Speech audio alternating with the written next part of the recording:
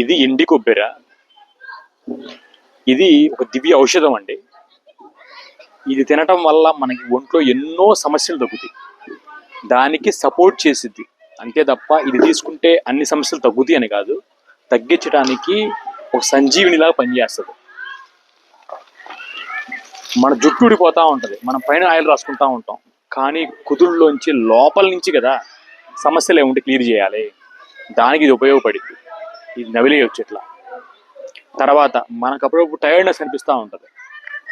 ఇది కొంచెం తింటే ఆ నీరసం, స్ట్రెస్ రిలాక్స్ అవుతుంది బాడీ. తర్వాత బాడీలో ఏదైనా మన సమస్యలు, ఒళ్ళు పగిలిపోవటం, ఒళ్ళు మంటలు, లేదంటే జుట్టు ఊడిపోవటం, ఇవన్నీ కూడా బాడీలో ఓవర్ హీట్ వల్ల వస్తుంటాయి. దానికి కూడా ఇది ఓవర్ హీట్ తగ్గించడానికి కూడా ఉపయోగపడింది బాడీలో.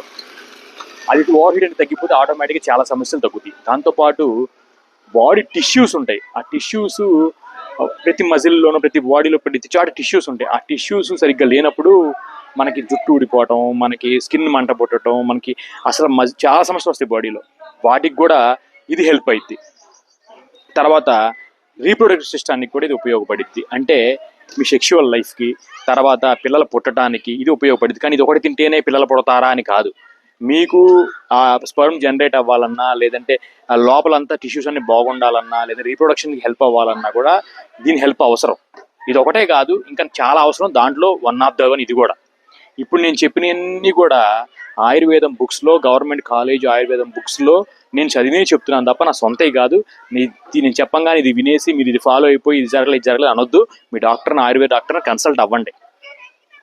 నేను సినిమా రివ్యూ చెప్పినట్టు చెప్తున్నాను. సినిమా బాగుందో మీరు చూసి తెలుసుకోవాలి, లేదంటే డైరెక్టర్ని, లేదంటే వాళ్ళని అడగాలి. అదేవిధంగా ఇది కూడా, ఇది మాత్రం సంజీవినిలా పనిచేస్తుంది. మీ జుట్టు రాలకుండా, మీ స్కిన్ ఎండిపోకుండా, లోపల ఎనర్జీ రావడానికి, మీ టిష్యూస్ అన్ని డ్యామేజ్ క్లియర్ చేసుకోవడానికి, మీకు రీప్రొడక్టివ్ సిస్టమ్స్కి హెల్ప్ అవడానికి, ఇలా ఎన్నో రకాల ఉపయోగం ఉంది ఈ పచ్చిది ఒక ముక్క తింటమే. మీరు తినే రోజు ఉండే ప్రాసెస్ ఫుడ్, ఇడ్లీలు అవ్వచ్చు, మనం కూరలు అవ్వచ్చు, మనం ఇంకోటి అవ్వచ్చు, దోశలు అవ్వచ్చు, అన్ని ప్రాసెస్ ఫుడ్. న్యాచురల్గా మనం తింటాలా. అందుకే అప్పుడప్పుడు ఇది న్యాచురల్గా చిన్న ముక్క తినండి. ఎక్కువ ముక్క, అంత చిన్న ముక్క ఎక్కువ తిన్నా కూడా మీకు డైజెషన్ ప్రాబ్లమ్స్ వస్తాయి. ఎందుకంటే దీంట్లో ఆయిల్ నేచర్ ఎక్కువ ఉంటుంది కాబట్టి డైజెషన్ ప్రాబ్లమ్స్ వస్తాయి. అరగడం కూడా మందకిచ్చిద్ది అనమాట. సో అవన్నీ దృష్టిలో పెట్టుకొని ఇది వాడుకోండి. మీ డాక్టర్ని అడిగి, ఆయుర్వేద డాక్టర్ని అడిగి వాడుకోండి. Thank you.